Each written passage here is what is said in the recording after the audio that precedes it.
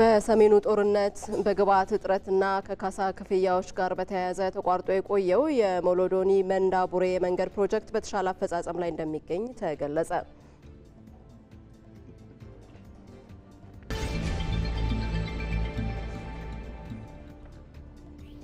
ከውጪ የመረጃ ምንጭ ደግሞ የዩክሬኑ ፕሬዝዳንት ቮሎዲሚር ዜሌንስኪ ወደ ሳውዲ አረቢያ አቀኑ። የአሜሪካ ከፍተኛ ባለስልጣናትም ሳውዲ አረቢያ ገብተዋል።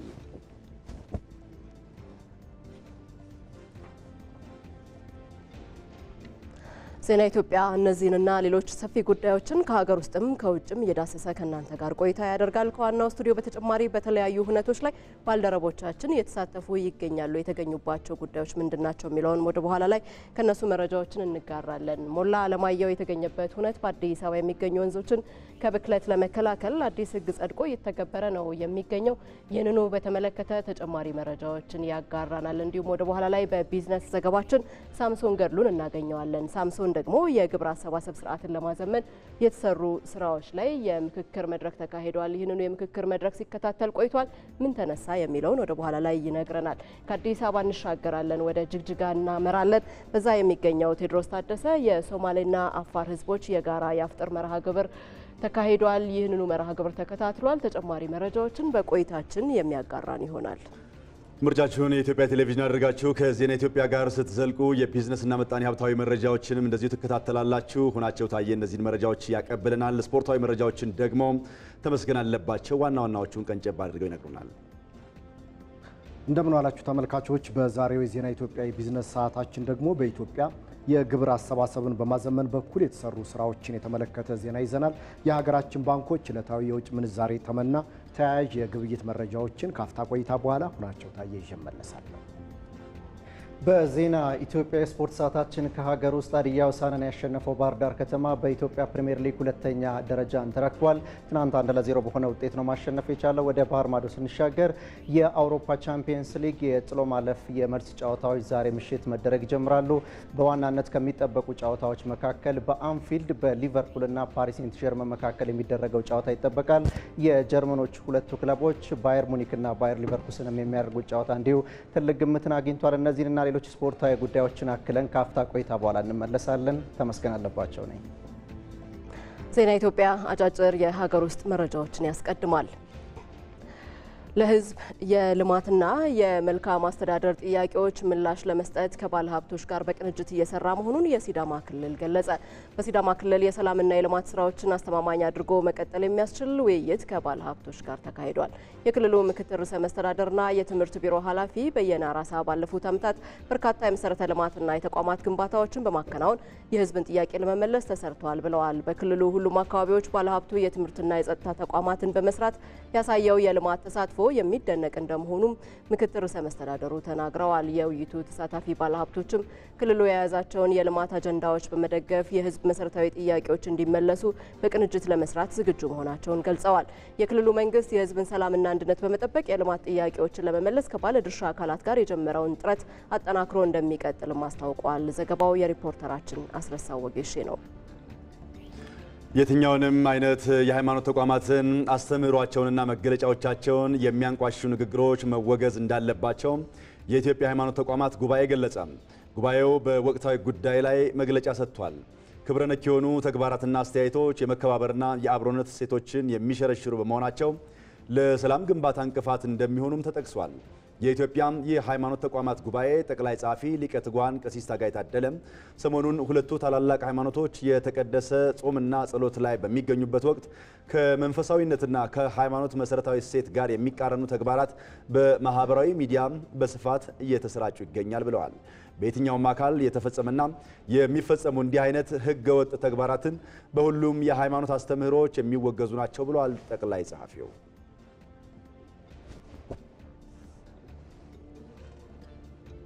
መኖሪያ ከመሆኑ አንጻር የኢትዮጵያ ሃይማኖት ተቋማት ጉባኤ የትኛውንም አይነት የሃይማኖት ተቋማትን አስተምሯቸውንና መገለጫዎቻቸውን የሚያንቋሽሹና የሚያዋርዱ ንግግሮችንም ሆነ ተግባራትን በጽኑ ያወግዛል። የሁለቱም እምነት ተከታዮችና አማኞች በማህበራዊ ሚዲያ ባላቸው አሉታዊ ዘመቻና በተፈጠረው ወቅታዊ ችግር ሳይረበሹ የጾም፣ የጸሎት፣ የንስሐና መሰል ተግባሮቻቸው ላይ እንዲያተኩሩ ጉባኤያችን ይመክራል። እንደዚህ ተግባራት ህገወጥነትን ከማስፋፋት ባለፈ በሌላ ጥፋት ማረምን ፈጽሞ የማይቻል ጥፋትን በጥፋት ማረም ፈጽሞ የማይቻል በመሆኑ ከድርጊታቸው በመታረም የህግ የበላይነትን እንዲያስቀድሙ የሃይማኖት ተቋማት ጉባኤው እንደሚመክርም ተጠቅሷል። አሁን ላይ የተፈጠረውን ይህንን ልክ ያልሆነ ተግባር የፈጠሩ አካላትን የሚመለከተው አካል በመያዝ ለፍርድ እንዲያቀርብ ጉባኤው በመግለጫው ጠይቋል። በመሆኑም ጉባኤው በእምነቶች መካከል ግጭት የሚፈጥሩ አካላትን ለመቅጣት የሚያስችሉ የጉባኤው ህጎች እየተሻሻሉ መሆኑን በመግለጽ የሁለቱ እምነት ተከታዮች ጾማቸውን ከፈጣሪ ምህረትን በመለመንና መልካም ተግባራትን በማከናወን እንዲያሳልፉም ሊቀ ትጉሃን ቀሲስ ታጋይ ታደለም ጥሪ አቅርበዋል። የሃይማኖት መሪዎች፣ የሃይማኖት ምሁራንና መላ ማህበረሰቡ በሃይማኖቶች መካከል መከባበር፣ መግባባትና መረዳዳት ይበልጥ ሊያጠናክሩ በሚያስችሉ የጋራና የተመረጡ አጀንዳዎች ላይ በህግ በስርዓትና በጥብቅ ዲሲፕሊን የሚመሩና ግልጽ ዓላማ፣ ግብ የተቀመጠላቸው ውይይቶችና ምክክሮች በተጠናከረ መልኩ በማከናወን በሃይማኖቶች መካከል ትብብራቸውንና አጋርነታቸውን እንደሚያጠናክሩ ይጠበቃል። የህግ አስከባሪ አካሉም በአማኞች መካከል ያለውን ሰላምና መከባበር የሚያውኩ ህገወጥ ግለሰቦችን እና ቡድኖችን ከድርጊታቸው እንዲታረሙ በማድረግ ህግና ስርዓት የማስጠበቅ የተለመደ ህጋዊ ኃላፊነቱን እንዲወጣ ጉባኤያችን ጥሪ ያቀርባል። ዜና ኢትዮጵያን እየተከታተላችሁ ትገኛላችሁ። አሁን ደግሞ በቀጥታ ስርጭት ከባልደረቦቻችን ጋር ተጨማሪ መረጃዎችን ወደምንጋራባቸው የሀገር ውስጥ ዘገባዎቻችን ነው የምናልፈው። በአዲስ አበባ የሚገኙ ወንዞችን ከብክለት ለመከላከል አዲስ ህግ ጸድቆ እየተተገበረ እንደሚገኝ ተገለጸ። ከባለፈው ታህሳስ ወር ጀምሮ በከተማዋ ወንዞችና የወንዝ ዳርቻዎች ብክለትን ለመከላከል የወጣው የደንብ ቁጥር 180/2017 ተግባራዊ እየተደረገ ይገኛል። ደንቡ በከተማዋ የሚገኙ ወንዞችን ከብክለት በመከላከል ንጹህና ጤናማ አካባቢን ለመፍጠር እንደሚያግዝ ነው የተገለጸው። የአዲስ አበባ አካባቢ ጥበቃ ባለስልጣን ከአዲስ አበባ ደንብ ማስከበር ባለስልጣን ጋር በመተባበር ለአምራችና አገልግሎት ሰጪ ኢንዱስትሪዎች በደንቡ ዙሪያ የግንዛቤ ማስጨበጫ በዛሬው ዕለት ሰጥቷል።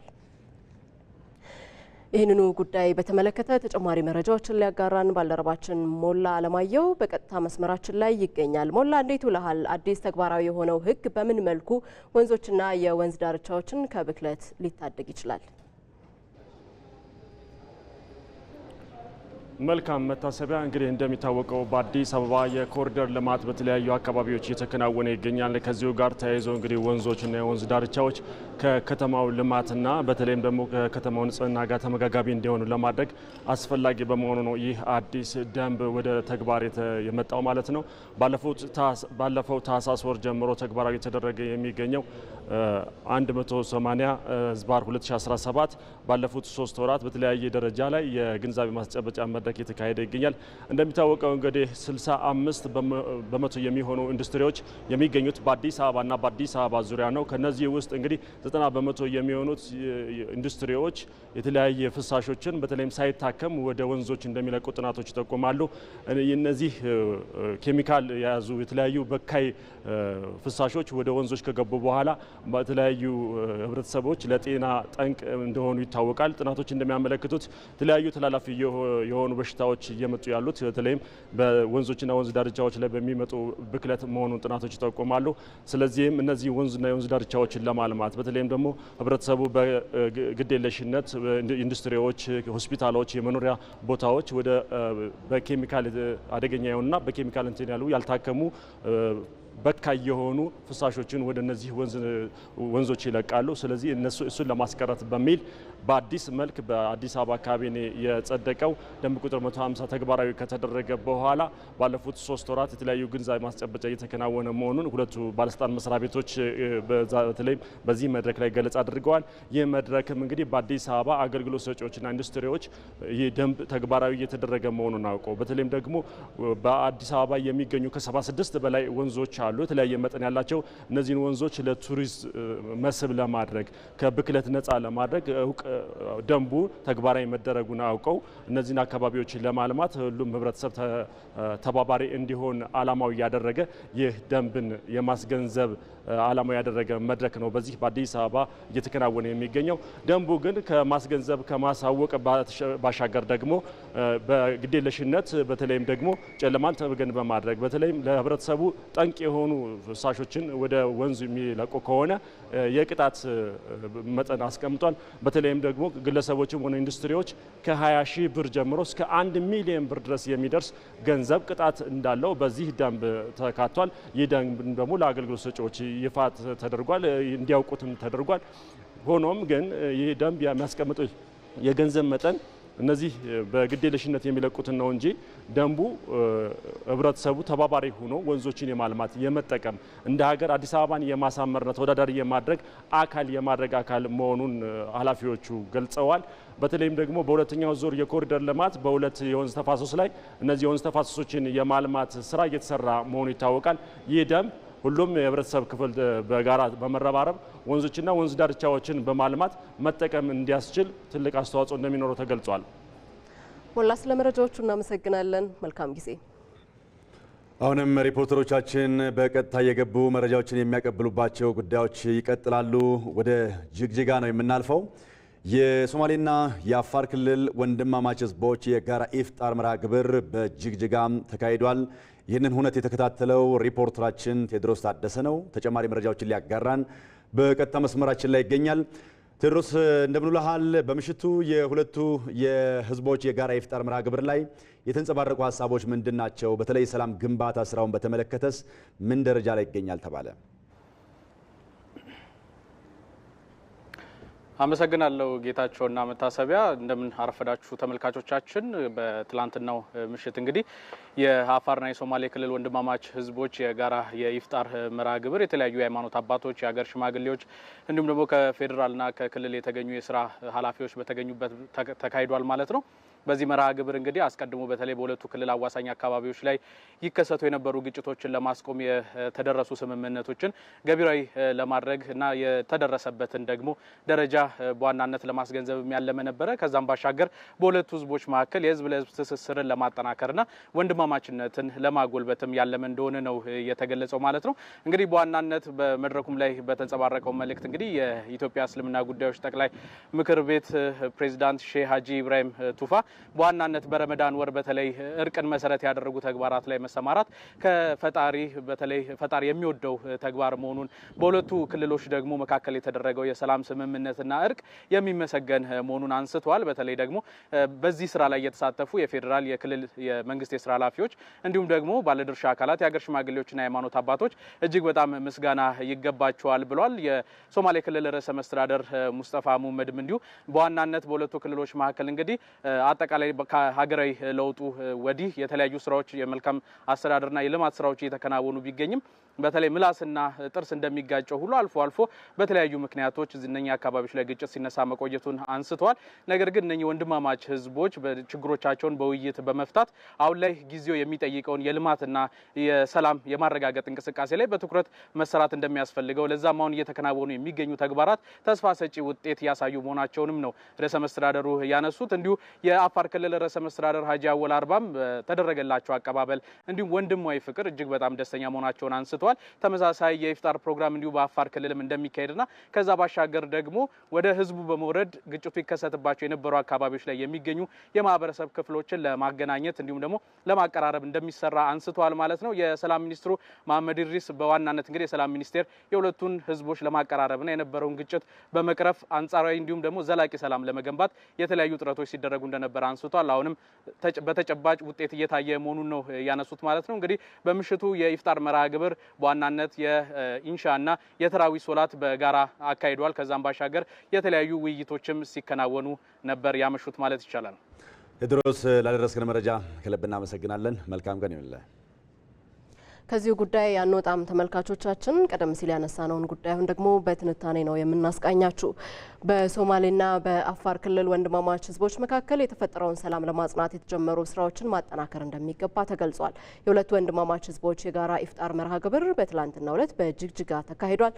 ቴድሮስ ታደሰ የሶማሌና የአፋር ክልል የህዝብ ለህዝብ ትስስርን ለማጠናከርና የወንድማማችነት እሴትን ይበልጥ ለማጎልበት ያለመ የሁለቱ ህዝቦች የጋራ ኢፍጣር መርሃ ግብር በጅጅጋ ተካሂዷል። በመርሃ ግብሩ ላይ የተለያዩ ሃይማኖት አባቶች፣ የሀገር ሽማግሌዎች፣ የፌዴራልና የክልል የስራ ኃላፊዎችም ተሳትፈዋል። ከዚህ ቀደም በሁለቱ ክልሎች አዋሳኝ አካባቢዎች ላይ የሚከሰቱ ግጭቶችን ለማስቆም የተለያዩ ጥረቶች ሲደረጉ የቆየ ሲሆን የጋራ ኢፍጣር መርሃ ግብሩም የዚሁ አካል መሆኑ ተጠቁሟል። በመርሃ ግብሩ ላይ መልእክታቸውን ያስተላለፉት የኢትዮጵያ እስልምና ጉዳዮች ጠቅላይ ምክር ቤት ፕሬዝዳንት ሼህ ሀጂ ኢብራሂም ቱፋ እርቅ በፈጣሪ ዘንድ የተወደደ መሆኑን ገልጸው በሁለቱ ህዝቦች መካከል እርቀ ሰላም እንዲካሄድ ጥረት ያደረጉ አካላት ምስጋና ይገባቸዋል ብለዋል።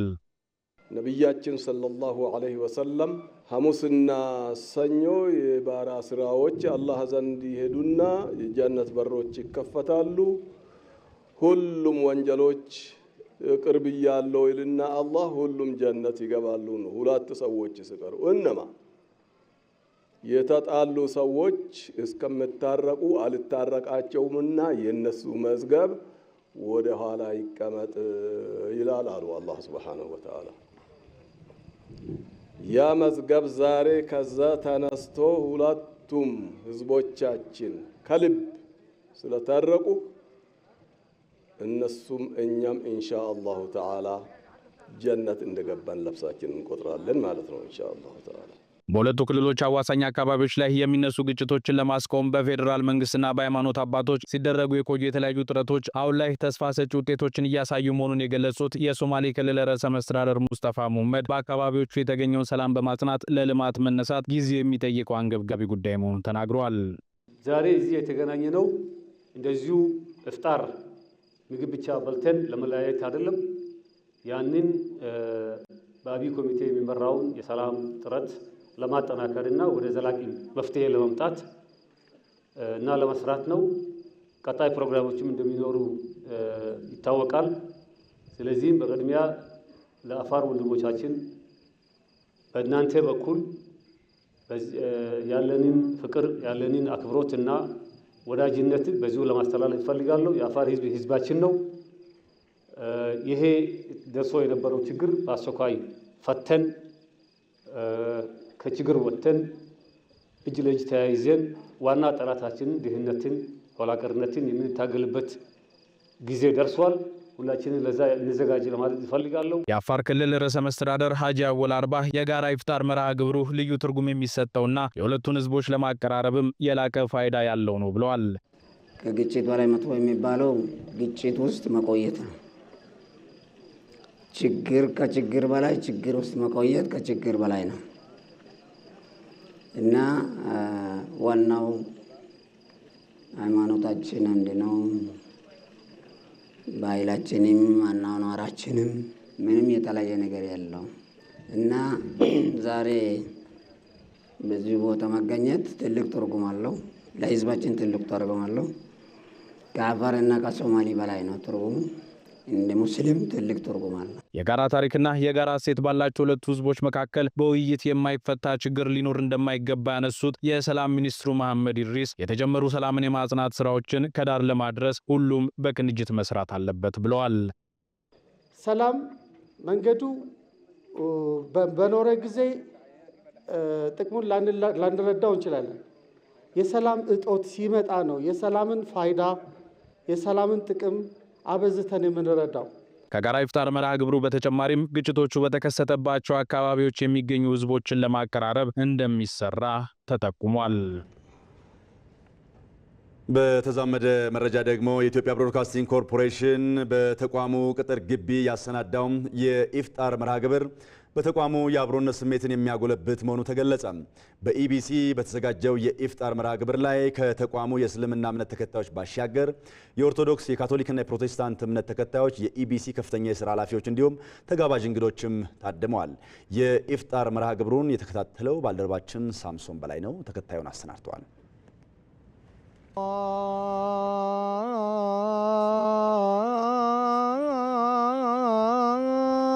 ፈጣሪ ጠብቆን እንደገና ደግሞ በዚህ የተቀደሰ ወር ስላገናኘን ምስጋና ለሱ ይሁን ነው የምንለው። መጀመሪያ በአንድ ላይ ማፍጠር በጣም ቆንጆ ነገር ነው። እንደ ኢቢሲ ሰራተኛ ደግሞ በጣም ደስ የሚል ነው። አንድ ቤተሰብ ነን ኢቢሲ። ሁሉም ቋንቋዎች፣ ሁሉም ብሔረሰቦች ያሉበት ተቋም ነው እና አንድ ላይ ኢፍጣር ላይ ጠርቶ በጋራ እንዲያፈጥር ማድረግ፣ እርስ በራሱ እንዲተዋወቅ ማድረግ፣ እርስ በራሱ እንዲቀራረብ ማድረግ ትልቅ ነገር ነው እና በጣም ደስ የሚል ጥሩ ስሜት ነው የተሰማኝ። ደስ ይላል። በጣም ደስ ይላል። ባለፈው አመት በዚህ ሰዓት እዚህ ተገናኝተን ነበረ እና የዚህኛውን አመት ለየት የሚያደርገው ሁለቱ የትልልቅ የሚባሉት የሀገራችን ሃይማኖቶች አጽዋማት የገጠሙበት ወቅት ነው። ስለዚህ ሙስሊሙም ክርስቲያኑም በአንድነት የሚያሳልፍበትን እድል የሚፈጥር ነው ማለት ነው። ስለዚህ ከአምናው በተለየ በዝግጅትም በሰዎች ተሳትፎም በሁሉም ነገር በጣም ከፍ ብሎ የመጣ ነው። በጣም ደስ የሚል አብሮነት። መቼስ እዚህ የምትበላው የምትጠጣው አይደለም፣ ዋናው ትኩረታችን እሱ አይደለም እና መሰባሰቡ፣ መገናኘቱ፣ ይህንን ነገር ለማድረግ መነሳሳቱና በዚህ ውስጥ መሰባሰብ በመቻላችን በጣም ደስተኛ ነኝ። ጓደኞቼም ይሄን ነው የሚሉት ደጋግመውና በጣም ደስ ይላል።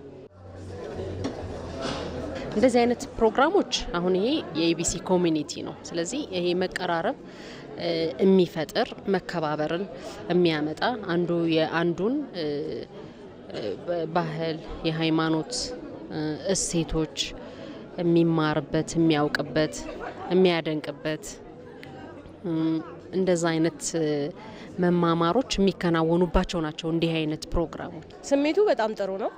ብዙ ትርጉሙ ላቅ ያለ ነው። በአብሮነት በህብረት ከጓደኞቻችን ጋር እንዲሁም በተቋም ውስጥ የሚሰሩ ባልደረቦቻችን ጋር እንዲህ ባሉ አጋጣሚዎች እንድንገናኝ የሚፈጥረው እድልም ቀላል አይደለምና ስሜቱ ላቅ ያለ ነው ብዬ አስባለሁ። የኦርቶዶክስ ተዋህዶ አማኞችና የኛ ደግሞ ትልቁ ረመዳን ወር የምንጾምበት ጊዜ በመሆኑ እንደዚህ አብረን ስናፈጥር አብሮነታችን ያለን ፍቅር መከባበርን የሚያሳይ ስለሆነ ዛሬ በጣም ደስ ብሎኛል።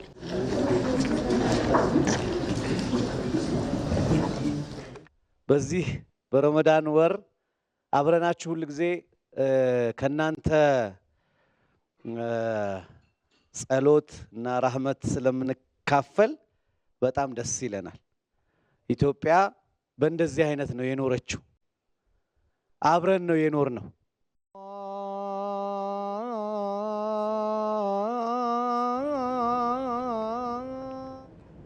በኢትዮጵያ ብሮድካስቲንግ ኮርፖሬሽን ትላንትና ምሽት በተዘጋጀው የኢፍጣር መርሃ ግብር ላይ ከእስልምና እምነት ተከታዮች በተጨማሪ የተለያዩ እምነት ተከታዮችም ተሳታፊ ነበሩና መሰል መርሃ ግብሮች አንድነትን በማጠናከር ረገድ የሚኖራቸው ፋይዳ በጣም ትልቅ ነው። የኢትዮጵያ ብሮድካስቲንግ ኮርፖሬሽን ደግሞ ብሔራዊ ጣቢያ ጭምር ነው። ብሔራዊ ኃላፊነቱንም ከሚወጣባቸው መንገዶች አንዱ ማህበረሰቡን በተለያዩ አጋጣሚዎች ማቀራረብ መቻል ነው። ስለዚህ ከኢቢሲ ሰራተኞች በተጨማሪ ከእስልምና እምነት ተከታዮች በተጨማሪ ተጋባዥ እንግዶች የተለያዩ እምነት ተከታዮችም የተሳተፉበት ነበር። ኢቢሲ እንግዲህ ሌላኛ መገለጫው የኢትዮጵያ መልክ የሚለው ነገር ነውና የኢትዮጵያ መልክ በተለያየ መልክ የተለያየ አይነት ሃይማኖት ያላቸው ከተለያየ አካባቢ ላይ የመጡ ስታፎችና ባልደረቦችን ጭምር በአንድ ማዕቀፍ የያዘ ትልቅ ብሔራዊ ጣቢያ እንደመሆኑ መጠን እንደነዚህ አይነት የኢፍጣር መርሃ ግብሮች በሰራተኞች መካከል ያለውን መስተጋብር እጅግ በጣም የሚያጠናክሩ ከዚህም አድማስ ተሻግረው ደግሞ ለሌላው በጣም በብዙ መልእክት የሚያስተላልፉ ናቸው። ትናንት እንግዲህ በአፋርና በሶማሌ ክልል መካከልም የነበረው ያለውን ሰላም ለማጽናት ያለመም የኢፍጣር መርሃ ግብር በጅግጅጋም ተካሂዶ ነበርና እንደዚህ አይነት የኢፍጣር መርሃ ግብሮች ቀደም ሲል ባልደረባችን እንደተናገረው መመገቡ ወይም ደግሞ በጋራ መብላቱ ብቻ አይደለም። ዋናው ነገሩ ትልቅ ነገሩ ተምሳሌታዊ ነገሩ በጋራ ለመተሳሰር አብሮ ለማሳለፍ እና ፍቅርን መስተጋብርን ለማጠናከር ያለው ትልቅ በእስልምናም በክርስትና እምነት ተከታዮች ዘንድ ይሄ ወር የጾም ወር ነው፣ ታላቅ ወር ነው እና በዚህ ሂደት ውስጥ ታዲያ ሰዎች በጋራ በአንድነት ማሳለፍ መቻል በራሱ ትልቅ ነገር ነውና በተቋማትም በተለያዩ ግለሰቦችም ደረጃ የሚዘጋጁ መርሃ ግብሮች ተጠናክረው መቀጠል እንዳለባቸው ይታመናል። ዜና ኢትዮጵያም እነዚህን ጉዳዮች የዳሰሰ ተመልካቾች ከእናንተ ጋር ቆይታ እያደረገ ነው የሚገኘው። ወደ አንድ ጉዳይ ደግሞ እናልፋለን። የሞሎዶኒ መንዲ ቡሬ የመንገድ ፕሮጀክት 60 በመቶ መጠናቀቁ ተገልጿል። ፕሮጀክቱ በሰሜኑ ጦርነት በግብዓት እጥረትና ከካሳ ክፍያዎች ጋር በተያያዘ ተቋርጦ ቢቆይም አሁን ላይ አፈጻጸሙን 60 በመቶ ማድረስ ስለመቻሉ ተጠቁሟል። ይህንን ጉዳይ 7 ሰዓት ላይ በስፋት እንመለስበታለን። ወደ ውጪ መረጃ እናልፋለን። የሶሪያ ጊዜያዊ መንግስት በሰሜናዊ ምስራቅ ከሚገኘውና በኩርዶች ከሚመራው የሶሪያ ዲሞክራሲያዊ ኃይሎች ጋር ስምምነት ላይ ደረሰ። የሶሪያ መንግስት የሀገሪቱን ሰሜናዊ ምስራቅ ከተቆጣጠረው በኩርዲሽ ከሚመራው የሶሪያ ዲሞክራሲያዊ ኃይሎች ኤስዲኤፍ ጋር ስምምነት ላይ መድረሱን ነው የሶሪያ መንግስት ያስታወቀው። ፕሬዝዳንት አህመድ አልሻራአ ስምምነቱ ማዕከላዊ መንግስቱ ያልተቆጣጠራቸውን አካባቢዎች በእጃችን ውስጥ ለማስገባት ይረዳል ብለዋል። ስምምነቱ የአየር ማረፊያን የነዳጅ ማደያዎችንና ሌሎች መሰረተ ልማቶችን በመንግስት ቁጥጥር ስር ለማድረግና ሶሪያውያንን አንድ ለማድረግ አስተዋጽኦ ይኖረዋል ተብሏል። በአዲሱ የሶሪያ መንግስት የወጣው መግለጫ የኩርዲሽ ማህበረሰብ የሶሪያ ግዛት ወሳኝ አካል ነው፣ የዜግነት መብቱንና ሁሉንም ህገ መንግስታዊ መብቶቹን ያረጋግጣልን ብለዋል። ስምምነቱን የፈጸመው የሶሪያ ዲሞክራሲያዊ ኃይሎች አስተያየት እንዲሰጥ ለቀረበለት ጥያቄ ወዲያውኑ ምላሽ አልሰጠም። ስምምነቱ በ2025 መገባደጃ ወደ ተግባር እንደሚገባ የዘገበው ኤኤፍፒ ነው። በሌላ ዜና የዩክሬኑ ፕሬዝዳንት ቮሎዲሚር ዘለንስኪ ወደ ሳውዲ አረቢያ አቅንተዋል። ፕሬዝዳንት ዘለንስኪ ወደ ሳውዲ ያቀኑት ለሰላም ንግግር ቢሆንም ከአሜሪካ ጋር የሚደረጉ ንግግሮች መወሳሰባቸው እንዲሁም ሩሲያ ከኩርስክ የተባለውን ግዛት የኔ ነው ማለቷ የሀገሪቱ መግባባት አጣብቂኝ ውስጥ እንዲገባ አድርጎታል። አልጀዚራ እንደዘገበው ዩክሬን በሳውዲ ከፊል የተኩስ አቁም ሀሳብን ይዛ ማቅናቷን አመላክቷል። የዩክሬን ፕሬዝዳንት ቮሎዲሚር ዘለንስኪ ከአሜሪካ ጋር በማዕድን ስምምነት ላይ ያተኮረ ውይይት በዚህ ሳምንት እንደሚያደርጉ የሚጠበቅ ሲሆን የሁለቱ ሀገራት ጦርነት እንዲቋጭ ሰራለው ባለችው ሳውዲ የሚኖራቸው ጉብኝት ለሰላም አንድ እርምጃ ነው ተብሏል። የዩክሬን ባለስልጣናትን ተከትለው የአሜሪካ ከፍተኛ ባለስልጣናትም ሳውዲ አረቢያ ገብተዋል።